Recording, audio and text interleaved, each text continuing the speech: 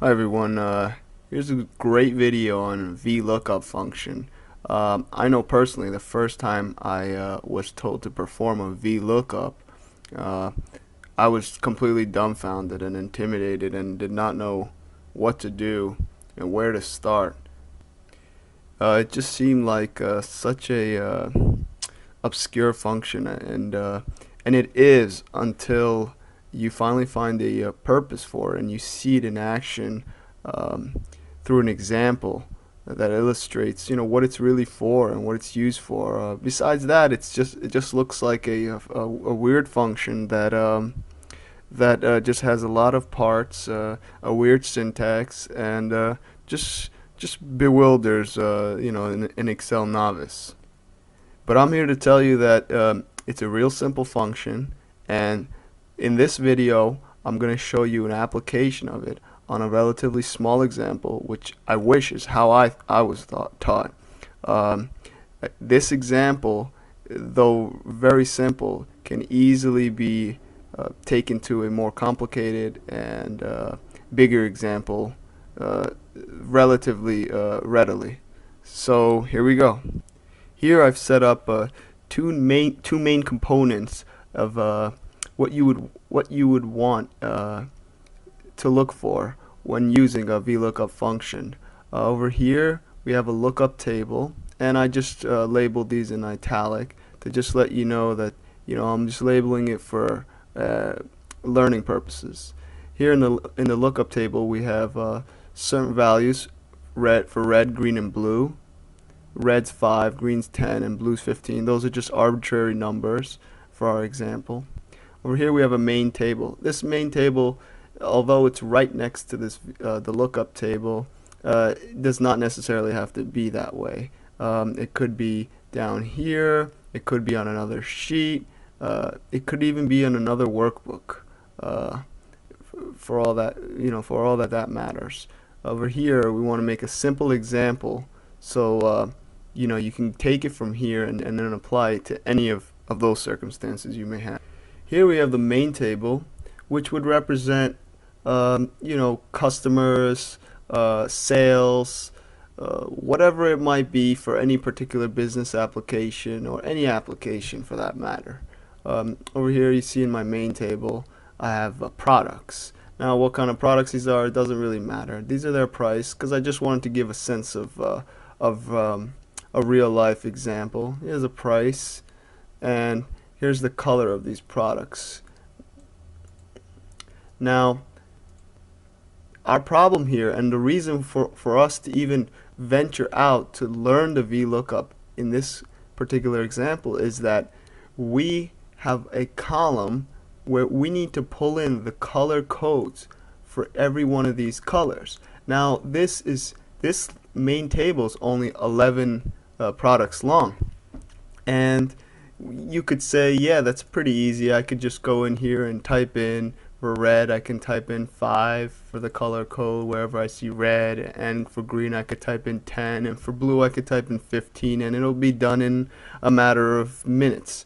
But the fact of the matter is, when you have 20,000 lines of products or whatever it might be that you're referencing, this is definitely not a good way to go about it, just going through and typing this stuff in, especially when it's not so simple to type as a 5. It might be an account number with 20 strings of numbers.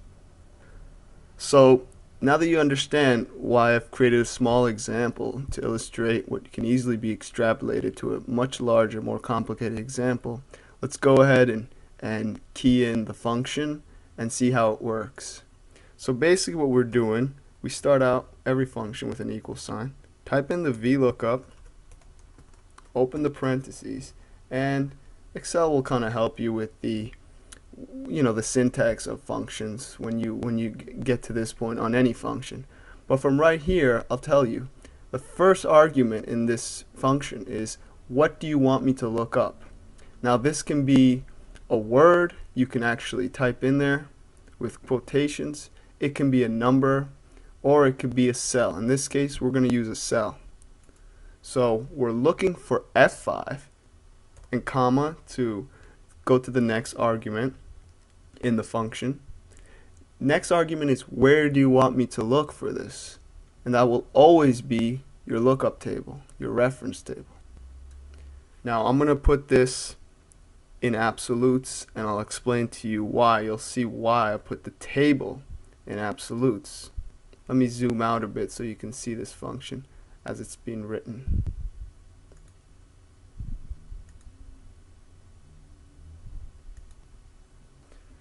Well, I guess it doesn't want to let me zoom out while I'm in the middle of a function, but you can see it's coming down here, and you could also see it up here in the function bar. So that's the table, and again it's in absolutes, and you'll see later why that is so. The next argument is going to be what do you want when I find red in this case? What I want is the second column. In this case we only have two columns. The first column will always be the column that it will look for. So you want to set up your lookup tables like that. The second column in this case is the only other column, is what we want. So we would just simply tell it 2. So it'll find red over here, then it'll go one column over, go to the second column of your lookup table, and pull you that number. And the last argument is false. False simply just states that you want an exact match and not a close a close number or a word. That's usually not a problem with words. It is when you get into numbers, VLOOKUPs on numbers, and the other argument, as you would guess, would be true, and I'll show that on another video, how you would use a VLOOKUP function to look up numbers when you don't have a table, a lookup table with every possible number, but you have it in buckets, so you want it to look for the closest number and get you that value.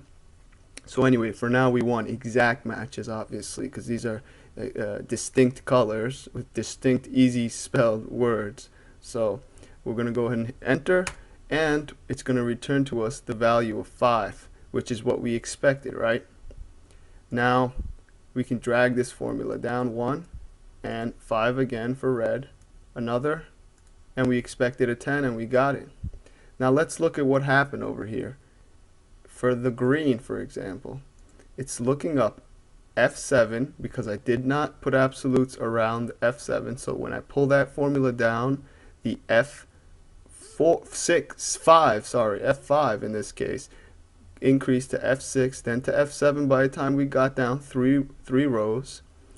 Then the table, since I did put absolutes around it, as you can see, did not change, because we don't want it to change. We don't want that table to also move around. That table is an absolute reference. I put $signs around the table. And of course it's looking for the second column in the table, so it's giving us number 10. So now you understand why I put the absolutes around the table and not around the actual lookup value, the value we want to actually find in the table. So now I could drag this all the way down, and you can see for blue I'm getting 15, for red I'm getting 5, and for green I'm getting 10. Now again, as I said in the beginning of this video, you might not be able to see the true value of this function through this example, although this is a great learning tool. Once you apply this to a sheet where you have 50,000, 100,000 lines, rows of data, and you have to pull in certain information from another source, a database, another sheet, compiling other information on, let's say, accounts. You simply have to code it once at the top.